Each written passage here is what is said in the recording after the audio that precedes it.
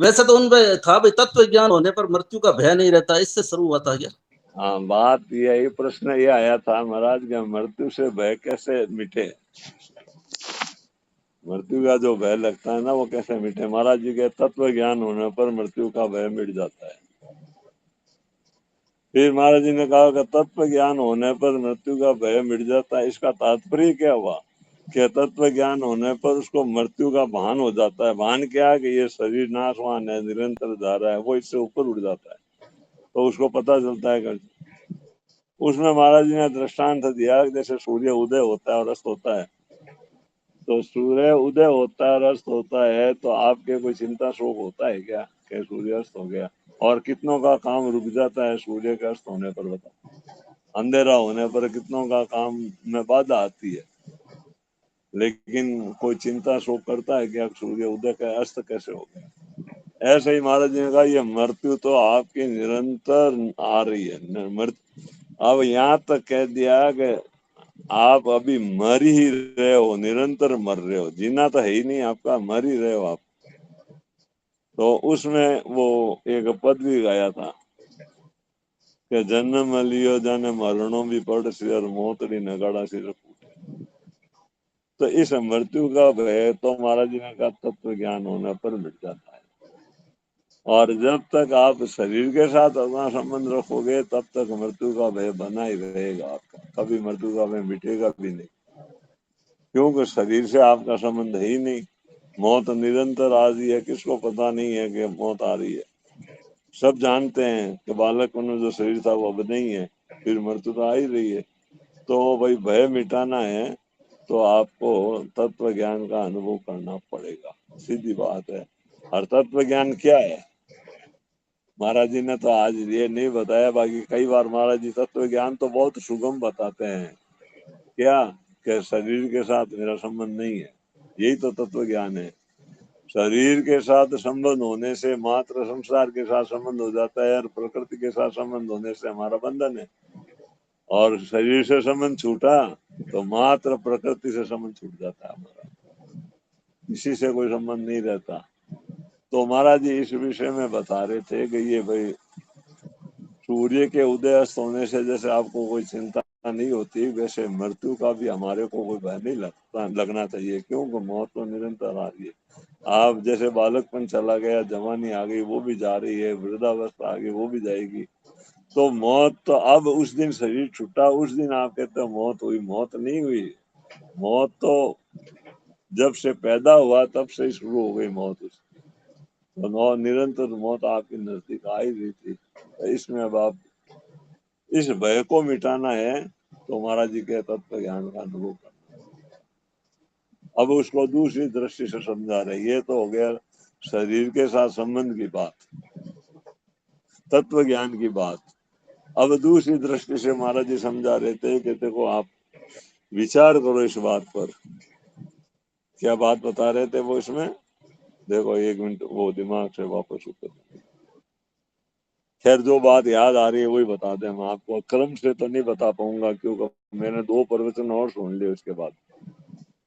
तो ये बात चल रही थी उसमें, फिर महाराज जी ने दूसरा जो क्रम बताया था वो इस बात को लेकर। क्या बद्री जी याद है क्या आपको? आप है तो बोलो कौन सा दूसरा एक बताया था?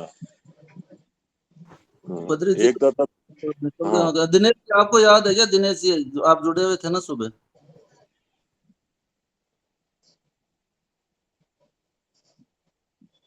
चलो कोई बात नहीं। तो महाराज जी ने उसमें फिर बात की कि भाई अपने को शरीर जिस काम से मिला, याद आ गया, शरीर जिस काम से मिला है वो काम अगर नहीं किया तो फिर शरीर लेने से, शरीर मनुष्य शरीर प्राप्त करने का क्या लाभ हुआ आपको? उसमें एक दृष्टांत दिया कि एक सज्जन जो है प्रयागराज गए और वहाँ कमरे में रह गए। कमरे में रह के उन्होंने वही खाना पीना किया और 2 दिन रहने के बाद वापस आ गए। लोगों ने पूछा प्रयाग जाके आ गए? कहाँ जाके आ गया? तो क्या आपने वहाँ त्रिवेणी स्नान की? नहीं, त्रिवेणी स्नान तो नहीं की, वहाँ भीड़ बहुत ज्यादा थी इसलिए त्रिवेणी स्नान तो मैंने नहीं की। तो बताया देव दर्शन वगैरह किए कि नहीं? नहीं, मैं तो कमरे से बाहर ही नहीं गया, वहाँ भीड़ बहुत ज्यादा थी। तो उन्होंने कहा कि फिर त्रिवेणी प्रयाग जाने से क्या लाभ हुआ आपको, ये खाना पीना और सोना तो आपके यही हो रहा था, वहां जाकर भी आपने यही किया, तो फिर मतलब ही क्या रहा। ये दूसरा दृष्टिकोण कैसे कह रहे हैं कि मनुष्य शरीर प्राप्त करके आप और इसी भोगों में संग्रह करने में लग गए, तो महाराज ये तो अन्य योनियों में भी आपके भोग और संग्रह तो मिल ही जाता है, फिर मनुष्य शरीर प्राप्त करके आपने किया क्या, ये बताओ।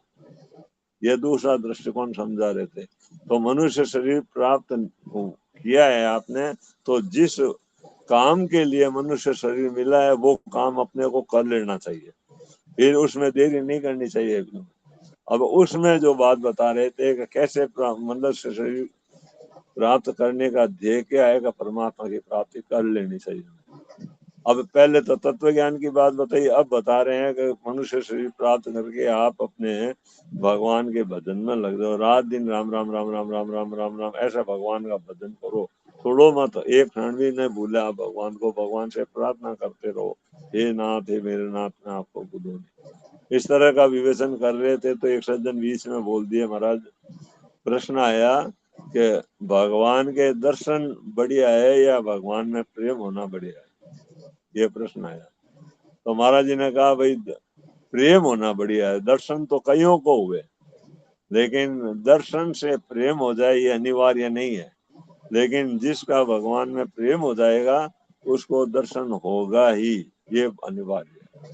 तो प्रेम हो जाए भगवान में तो फिर दर्शन हो ही जाएगा। तो प्रेम वो बताया, प्रेम की वो रामायण का है ना, पन्न गारी सन भजनन दूसरा आन, क्या है वो पूरा मुझे याद नहीं आ रहा अभी, क्या जो भी है वो, उसका अर्थ ये था कि भगवान में प्रेम होना ही है, और भगवान के साथ प्रेम है, भगवान के साथ अपनापन, वो यही भाई जी बात ऐसे आप सुन। पन गारी सुन प्रेम सु भजन दूसरा आन, अस विचार हाँ पुण्य पुण्य मन करत काम गुणगान। ये बात है, बहुत बहुत बढ़िया, ये दुआ है, ये दुआ महाराज जी ने बोल के ये बताया कि वास्तव में प्रेम तो भगवान के साथ अपनापन होने पर होता है। ये था 10 रुपये का प्रसंग, बोल। अब आप बोलो और कोई बात। एक और अभी जैसे इसमें बात थी ना कमल जी भाई जी, एक भगवान की शरण हो जाए तो अब मारे चाहे तारे, वो बात भी आई थी क्या इसमें? हाँ वो भी इसी में तो थी, शरणागति में, मैंने हाँ हाँ पूरा हाँ नहीं बताया, शॉर्ट में किया हाँ इसको। हाँ शरणागति में ही थी उसमें, कि फिर मौत का भगवान जैसे रखे वैसे रहेंगे, मारो चाहे तारो, हम तो आपकी शरण में है बस।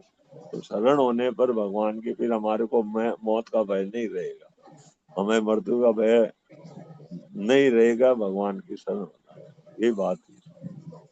अभी जो आपने प्रवचन सुने थे दिन वालों में कोई विशेष बात लगी हो तो अभी अपने पास है 5-7 मिनट अभी तो। 3 बजे वाले प्रवचन में महाराज जी ने कर्म योग की बात बता रहे थे, 3 बजे वाली में कर्म योग की बात बताने पर फिर प्रसंग चला निष्कामता पर, तो फिर सेठ जी की याद आ गई, फिर महाराज सेठ जी के किस्से सुनाए, बहुत सेठ जी के बहुत विचित्र विचित्र किस्से सुनाए, सेठ जी से मिलन हुआ, उसमें जो बढ़िया बढ़िया प्रसंग चल रहे थे उसमें मैं बता दे दूं आपको कि सेठ जी जो पैसों के प्रति अपना किसी का अपना पैसा नहीं मानते थे, तो उनके एक मित्र भाई थे हरि भाई, हरि प्रसाद ने, क्या नाम था, हरि हरि जी हरिकिशन जी, हरिकिशन जी उनके भाई थे। तो हरिकिशन जी वो कहते हैं सेठ जी से कि महाराज आप ये गीता भवन में काम लेने के लिए औरों से पैसे क्यों लेते हो, आप हम अपने पास पैसे की कौन सी कमी है, आप इन पैसों को काम में लो। तो स्वामी जी कह रहे हैं कि सेठ जी ने मुझे बताया, सेठ जी मेरे को व्यक्तिगत बताया सेठ जी ने, कि स्वामी जी ये हरिकृष्ण हरिकृष्ण के वे कि ए पैसा हमारा काम में ले लो, आप दूसरा कनो क्यों लो। अब ये आप बात बताओ कि हरिकृष्ण रुपया में दूसरा पैसा में कोई फर्क है कहीं, मारे मारे का ही फर्क है, दोहरा पैसा मारे तो समान रूप है, मत विकी नहीं, आप मानता नहीं। और भी कई बात बताई, उसमें एक बात जो बताई कि वहाँ उस समय हॉल नहीं बना था 1 नंबर में, और वहाँ नीचे जो गैलरी थी उस गैलरी में ये 8 नंबर कमरे के बाहर सत्संग चल रहा था, कोई 15-20 आदमी थे, ज्यादा थे नहीं। तो उसमें महाराज जी के वो प्रसंग चला, तो एक सज्जन बोले महाराज की ये काम है और ये क्रोध है, ये हमारे को बहुत सताते हैं महाराज, शेर वो आत्म मतलब व्याकुल होकर बोला, उसके भाव में ऐसा लग रहा था। सेठ जी से बोला, महाराज ये काम क्रोध हमें बहुत सताते हैं। तो महाराज जी कहे, सेठ जी का स्वभाव नहीं था ऐसा बोलने का, लेकिन उस दिन सेठ जी ने कह दिया कि अगर काम सतावे या क्रोध सतावे तो कह देना कि मैं जय दयाल का सत्संगी हूँ, इतना कह देना। तो ये महाराज जी कह रहे थे, सेठ जी का कहने का स्वभाव नहीं था, लेकिन कभी कभी प्रकट हो जाती है वो। अब एक सिद्धि के बारे में बात बताई, सेठ जी कभी प्रकट नहीं करते थे सिद्धि, लेकिन वहाँ बाकुड़ा में कोई बाढ़ आ गई थी, तो कोई दूध लेने गया उस किनारे, नदी के उस पार गया होता और इधर आ गई बाढ़, बरसात ज्यादा हो रही थी। अब लोगों को चिंता होने लगी, वो दूध लेकर आएगा कि नहीं आएगा, कहाँ है, बह गया कि नहीं। बहुत हुई तो सेठ जी बोले, अगर चिंता मत करो आ जाएगा। बोलो सेठ जी कहे वो बैठा है उस किनारे बैठा है वो। सेठ जी कहे कि मेरे कहने की थी नहीं, लेकिन क्या महापुरुषों को सिद्धि प्राप्त होने पर वो उस सिद्धि को प्रकट नहीं करते हैं, लेकिन कभी कभार परिस्थिति ऐसी आ जाती है कि वो प्रकट हो जाती है। और सेठ जी इधर बैठे थे, इधर बैठे बैठे उनको आश्वासन दे दिया, और सेठ जी ने कह दिया कि वो बैठा है उधर, तो सब शांत हो गए, नहीं तो सबको चिंता हो गई। और सेठ जी से पूछा, महाराज के आपके आचार्य कौन है? जैसे सबके आचार्य होते हैं ना, कोई रामानंद जी है, किसी के ये और कई तरह के नाम बता रहे थे उसमें, तो आपके कौन है? तो उन्होंने वेद व्यास जी को अपना बताया, वेद व्यास जी हमारा आचार्य। सेठ जी की और बातें बताते हुए कहा, महाराज आप ऐसी ऐसी बातें बताते हो, ये योग का बल है या तप का बल है आपके? वो रामायण में एक चौपाई आई है ना, तो उसमें शेर जी ने कहा, ना तो योग का है ना तप का, ये तो भगवान की कृपा का फल है। तो महाराज जी बोले कि महाराज भगवान की कृपा में भी पक्षपात है क्या? भगवान तो कहते हैं समोम सर्वभूतेषु, सब पर मेरी समान कृपा है। फिर आपके ये बातें हमारे नहीं आती। तो सेठ जी बोले कि मैंने भगवान की कृपा को स्वीकार किया है और आप कृपा स्वीकार नहीं करते। इतनी ऐसी कृपा स्वीकार नहीं की आपने, जैसे सेठ जी कह रहे थे मैंने भगवान की कृपा को स्वीकार कर लिया। तो ऐसे और भी कई तरह के किस्से सुनाए थे मैंने, मूल मूल जो बातें याद थी वो बता दी। नारायण नारायण बोलो बा। अभी कमल जी, और अभी 2-3 मिनट सुनाओ सुनाओ, अभी टाइम है अभी हमारे पास। और अब क्या करना? अभी 2-3 मिनट राम टाइम है तो आप सुनाओ अभी जो राम और राम प्रवचन। सुनाऊं? हाँ, और मंजुला सुनाऊं? जी क्या बोल रहे हो? हाँ, एक मिनट क्या बोल रहे हो मंजुला मल्होत्रा जी? ये अभी भाई साहब बोल रहे थे ना, जैसे ये मैंने कृपा स्वीकार की तो आप लोगों ने स्वीकार नहीं की, इसका थोड़ा सा विश्लेषण कीजिए ना कैसे। विश्लेषण तो यही है इसमें विश्लेषण यही है कि जो कृपा को स्वीकार करता है ना, उसको प्रत्येक परिस्थिति में भगवान की कृपा ही नजर आती है, और जिसने कृपा स्वीकार नहीं की है वो परिस्थितियों को अनुकूल और प्रतिकूल मानकर सुखी दुखी होता है। ये फर्क है इसमें, और कोई फर्क नहीं।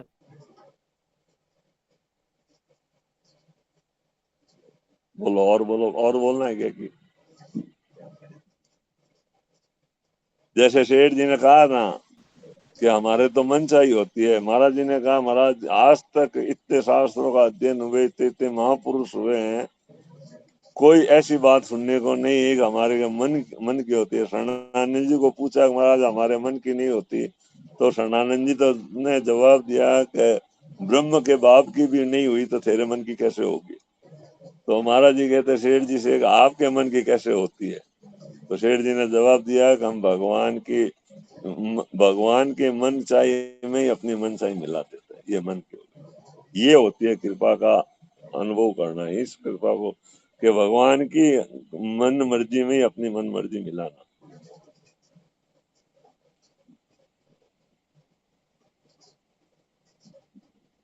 एक बार और भी मेरे सेठ जी, महाराज जी ने कहा, मैंने सेठ जी से पूछा कि आप कौन है? महाराज जी ने पूछा कि आप कौन है? तो सेठ जी बोले कि जो जैसा माने वैसा मैं हूँ, जो जैसा मानेगा वैसा मैं हूँ। तो महाराज जी ने कहा कोई भगवान मान ले, तो महाराज जी क्या नहीं, सेठ जी बोले कोई भगवान मेरे को नहीं मान सकते, भगवान मेरे को नहीं मान सकते, और जो जैसा मानेगा उसके लिए मैं वैसा ही हूँ। अब देख लो आप, इनकी वाणी में बड़ी रहस्य भरा हुआ होता है। अपने को प्रकट न करते हुए भी ऐसी बातें बता देते हैं कि समझने वाला साधक अगर थोड़ा भी इस बात पर विचार करे ना, तो इनकी बातों को पकड़कर वो उनमें इतनी दृढ़ श्रद्धा कर सकता है कि उनको भगवान भी अगर वो मान ले तो। शेठ जी ने ये नहीं कहा है कि मेरे को भगवान मत मानो, शेठ जी ने कहा कि भगवान मानने वाले नहीं है मेरे को, मतलब ये बात बता रहे थे। तो आज अगर कोई साधक भगवान उनका भगवान का रूप माने तो वो कोई उसमें कोई मतलब ऐतराज नहीं है, किसी तरह की कोई कमी नहीं है, उसको लाभ होगा ही। हाँ, ये कि पुरुषों ये की बात अपनी महाराज जी सत्संग। के विषय में भी है। हाँ हाँ, बताओ महाराज बताओ। जी के विषय में भी वो कि वो बातें लागू है जो शेठ जी पर लागू है। शेठ जी की बातें प्रकट हो गई और करने वाले महाराज जी थे, लेकिन महाराज जी की बातें महाराज जी ने प्रकट नहीं होने दी। बाकी महाराज जी के भी ऐसे कई किस्से हुए हैं जिसमें लोगों को ऐसा दिखा है कि महाराज जी ऐसे ऐसी बातें होती है महाराज जी। अब बताओ, अब क्या बताओ। अब अपने को हम दूसरों महापुरुषों की दूसरों अपने की को जो, सत्संग मिली है कमल जी, तो ये भी भगवान की कितनी असीम कृपा है अपने सबके ऊपर। अब दूसरों की तो क्या बतावे, हम हमारे जो घटना घटी है उसकी बात तो उसको तो हम बता ही सकते हैं ना। दूसरों का तो हमें क्या मालूम किसने के, लेकिन कई ने अपने किस्से सुनाए हमारे को कि ये बातें हमारे महाराज जी के प्रति हुई और महाराज जी ने ऐसे ऐसे मतलब हमारा समाधान किया, ऐसा वैसा किया, वैसे बहुत सी बातें हुई है। नारायण बहुत नारायण अच्छा। नारायण। नारायण नारायण नारायण। हाँ जी, अब अजय भाई जी जुड़े हुए हैं, वो एक दो सूचना देंगे सुबह के विषय में, और फिर वो नित्य पटने के 5 श्लोक पढ़ेंगे। हाँ जी अजय भाई जी, राम राम। नारायण नारायण। ठाकुर जी की कृपा से भगवान की दिव्य वाणी श्रीमद् भगवत गीता महाराज जी की साधक संजीवनी के माध्यम से अपने लोगों को दिन में 3 बार पढ़ने को, सुनने को, चर्चा करने को मिल रही है। ये भगवान की बहुत ही विशेष कृपा है और उस पर रोजाना सुबह शाम 2 समय गीता जी का अखंड पाठ। तो कल रविवार को, जैसे पिछले रविवार को भी महाराज जी का एक प्रवचन अपने लोगों को सुनने को मिला, तो कल भी एक बहुत ही मार्मिक प्रवचन महाराज जी का, सीखी हुई बात से लाभ नहीं। 16 फरवरी 2091 का प्रातः 5 बजे नित्य स्तुति के बाद का जो रामधाम वृंदावन में महाराज जी का प्रवचन हुआ, बहुत ही मार्मिक बातें आई उसमें। लगभग 25 मिनट का प्रवचन रहेगा। तो कल सुबह 11 से 12 के सत्र में, तो 11 बजे से ये प्रवचन सुनने का विचार है। तो सभी साधक 5-10 मिनट पहले जुड़ने का प्रयास करें और प्रार्थना करें, और लोगों से भी प्रार्थना करें कि थोड़ा सा सुनो, थोड़ा टाइम निकाल करके 10 मिनट 15 मिनट जितना टाइम जिसको मिले सुनो। महापुरुषों की वाणी बड़ी विलक्षण है और सुनने में, फिर उसके बाद चर्चा में जो बातें आती हैं उससे बड़ा लाभ होता है।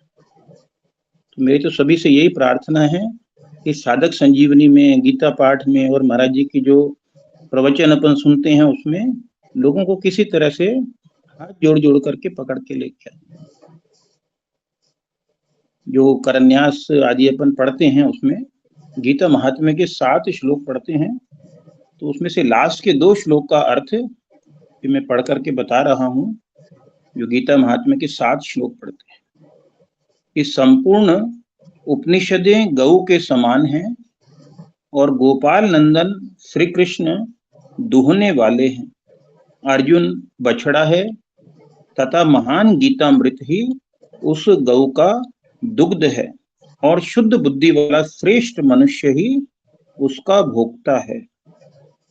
और 7वें श्लोक का अर्थ दिया कि देवकी नंदन भगवान श्री कृष्ण का कहा हुआ गीता शास्त्र ही एकमात्र उत्तम शास्त्र है।